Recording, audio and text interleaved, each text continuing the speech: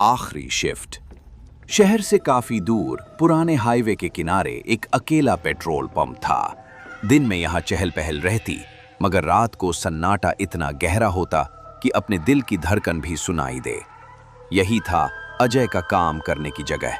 रात की शिफ्ट, रात 10 से सुबह 6 बजे तक। अजय को इस पेट्रोल पंप पर काम करते हुए 2 महीने हो चुके थे। शुरुआत में उसे डर लगता था, लेकिन अब उसे लगने लगा था कि वो आदत डाल चुका है।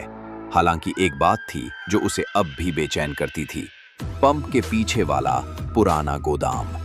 मैनेजर ने सख्त हिदायत दी थी कि कोई भी रात के समय वहां न जाए। वजह कभी नहीं बताई गई। उस रात आसमान में बादल थे और हवा में नमी थी। बिजली कभी कभी चमकती और चारों तरफ अजीब सा सन्नाटा पसरा हुआ था। रात के 1 बज रहे थे और पंप पूरी तरह खाली था। अजय कुर्सी पर बैठा ऊँग रहा था, तभी उसे किसी के चलने की आवाज सुनाई दी। पायल की झनकार जैसी धीमी आवाज। उसने झट से उठकर इधर-उधर देखा, पर कोई नहीं था। शायद मेरा वहम होगा, उसने खुद को समझाया। थोड़ी देर बाद फिर वही आवाज आई और इस बार उसे यकीन हो गया कि कोई है। वो आवाज पंप के पीछे वाले गोदाम से आ रही थी। वहां जाना मना था, लेकिन उत्सुकता ने डर को हरा दिया। टॉर्च लेकर वो धीरे धीरे गोदाम की तरफ बढ़ा। जंग लगे ताले को देखकर उसे लगा कि ये सालों से नहीं खुला होगा, लेकिन जैसे ही उसने हाथ लगाया, ताला खुद ब खुद खुल गया। तक एक तेज आवाज के साथ दरवाजा खुला और ठंडी हवा का झोंका उसके चेहरे से टकराया। गोदाम अंदर से बहुत बड़ा था और दीवारों पर जगह जगह पुराने औजार, रबर की नली और टूटी फूटी मशीनें पड़ी थीं। टॉर्च की रोशनी में उसे दीवार पर कुछ अजीब चित्र दिखाई दिए। काले स्याह रंग से बने चेहरों के रेखा चित्र, जिनकी आंखें लाल रंग से भरी थीं। जैसे ही वो और आगे बढ़ा, उसे बच्चों के रोने की आवाज सुनाई दी। वो ठिठक गया। कौन है वहां? उसकी आवाज कांप रही थी। कोई जवाब नहीं आया, लेकिन एक झलक में उसने देखा, गोदाम के कोने में एक छोटी सी लड़की खड़ी थी।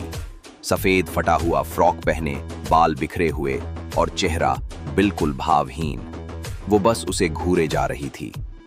अजय ने डर के मारे पलटने की कोशिश की, लेकिन उसके पैर जैसे जम गए थे। लड़की धीरे धीरे उसकी तरफ बढ़ने लगी और जैसे ही वो करीब पहुंची, उसका चेहरा अचानक बदल गया। आंखें खून जैसी लाल, मुंह कान तक फटा हुआ और हाथों में नुकीले नाखून। अजय की टॉर्च हाथ से गिर गई और वो चीखता हुआ भागा। वो किसी तरह बाहर आया और पंप की तरफ दौड़ा।